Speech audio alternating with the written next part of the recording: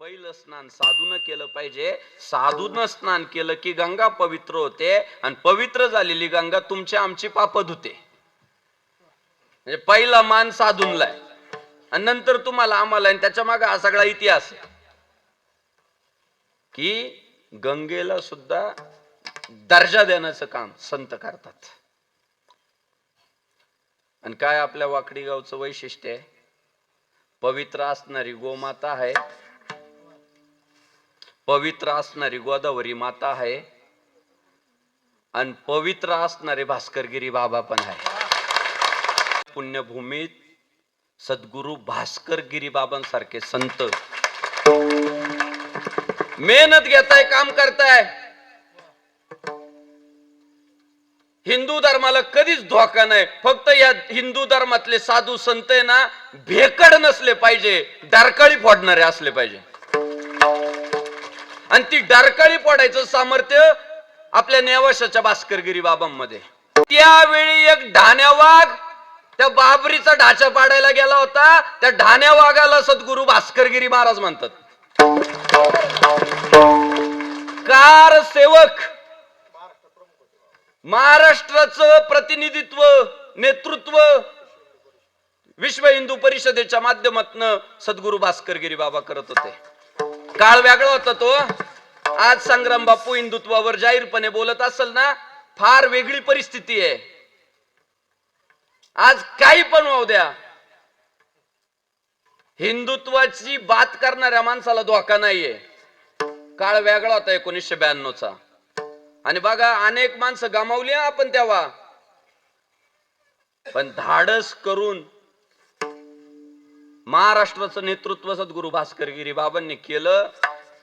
आणि आपल्याला जे आज राम मंदिर पाहायला भेटतं ना अयोध्येचं, ते राम मंदिर आपण जे डोळे भरून पाहतोय ना, ते राम मंदिर जे आपल्याला दिसतंय ना, ते राम मंदिर दिसण्यामाग सिंहाचा वाटा जर कोणाचा आहे तर आपल्या सद्गुरु भास्करगिरी बाबांचा. फार मोठं योगदान आहे त्यांचं. आणि खरं जर नाही ना बोलला साधू तर समाजाचं वाटोळ होतो. तुका म्हणे भीड खोटी, लाभ विचाराचे. 400 वर्षापूर्वी आमचे जगद्गुरु तुकाराम महाराज खरं बोलले. तुका म्हणे सत्य कर्मावावे साह्य, घातली अभय नरका जाणे, तीक्ष्ण उत्तरे हाती घेऊन बाण फिरे, आम्हा घरी धन शब्दांचीच रत्ने, शब्दांचीच शस्त्रे यत्न करू. अहो साधू संतांचं शस्त्र काय, शब्द शस्त्र आहे. आणि ते शस्त्र त्यांनी राखून ठेवले ना, मला काय करायचं. आणि आपलं काम आहे का ते, तर वाटोळ होतं समाज बांधवांचं. म्हणून आहे ना, साधू संत परखडपणे खरं बोलणारे पाहिजे, तीक्ष्ण बोलणारे पाहिजे, त्यांचे शब्द हत्यारच पाहिजे, तर समाजाचं चांगलं होतं. आणि जाहीरपणे सगळ्या समाज बांधवांना हाक देऊन सांगणारं व्यक्तिमत्व आहे, जो हिंदू इतकी बात करेगा वही देश पे राज करेगा, हे धाडसानं सांगणारं व्यक्तिमत्व भास्करगिरी बाबा आहे. धाडसानं सांगतात की आमच्या हिंदूंच्या हिताचा विचार झाला पाहिजे, हिंदू परंपरेचं जतन झालं पाहिजे, आणि त्या परंपरेचं जतन करण्यासाठी जो उपयोगाचा आहे ना, त्याला आपण मदत केली पाहिजे. हे धाडसानं सांगण्याचं औदार्य त्यांनी दाखवलं. बर काय बंगले बांधायचे, पोरं कामाला लावायचे, कुठं आमदारकी लढवायचे, खासदारकी लढवायचे. अहो आज जगात आदर्श आहे की देवगड नावाचं एक संस्थान आहे की जिथं कचऱ्याचा तुकडा सुद्धा सापडत नाही अशी ख्याती आहे. कागदाचा तुकडा सापडत नाही, झाडांची पानं खाली पडलेली दिसत नाही. स्वच्छतेच्या बाबतीत जगात नाव ज्या संस्थांचं झालं ते देवगड संस्थान आहे. त्यांना काय गरज आहे, जागेवर बसले तरी लाखो रुपये पायावर जमा होतात, पण तरी सुद्धा जे वरडतात ना, जे बोलतात ना, अंगावर तोफा घेतात ना, तोफ्याच्या तोंडावर जातात ना, ते फक्त हिंदू धर्मासाठी जातात बाबा. आणि माझं तर मत आहे, कोणता माणूस चांगला आणि कोणता माणूस वाईट हे सांगण्याचं सर्वात मोठं सामर्थ्य जर कोणाजवळ असतं तर ते साधू जवळ असतं. कारण तो निष्पक्षपणे विचार करत असतो. त्याचा काय हा माझा तो पारका असा भाग नसतो. त्याचं एकच गणित राहतं, कोण खरा आणि कोण खोटा. भगवान श्रीराम आमचा देव आहे, रावण काय आमचा भाऊबंद आहे का काय? नाही नाही, मग त्याला ठोकायचा. हेतू एवढाच होता, रावण अनितीने वागलाय आणि नीती म्हणजेच राम, म्हणून रामाचं राज्य आलं पाहिजे. म्हणून साधू संतांनी राम मिरवला ना. झाले रामराज्य काय होणे आम्हासी, धरणी दरी पिके गाई वळल्या म्हशी.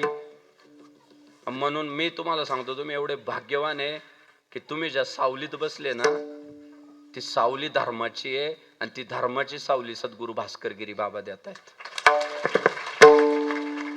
आज 15 वर्ष झाले वाकडी गावामध्ये गोशाळा आहे जवळ जवळ. सरळ सांगतात, हे बाबांचे आशीर्वाद आहे, भास्करगिरी बाबांचे आशीर्वाद आहे.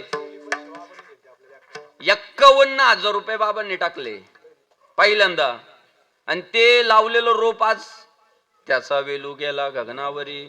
आज महाराष्ट्रभर आदर्श देता येईल या गावचा. की अरे कोण म्हणतं की गोशाळा चालू करण्यासाठी साधूच लागतो, गोशाळा चालू करण्यासाठी मोठा उद्योगपतीच लागतो. छोट्यातल्या छोट्या ग्रामपंचायतीनं तिथल्या रहिवाशांनी ठरवलं ना आम्ही गोशाळा चालवू शकतो, तर त्याचं उदाहरण नेवासा तालुक्यात वाकडी गावात आहे. 15 वर्ष झाले निर्विघ्नपणे गोशाळा सुरू आहे. एक चांगला हात डोक्यावर असला ना किती होतंय हो. आणि दुर्दैवानं काय झालंय माहितीये का, माझं पोट पाणी चाललं ना, मग तिकडे धर्माचं काही वाव द्या.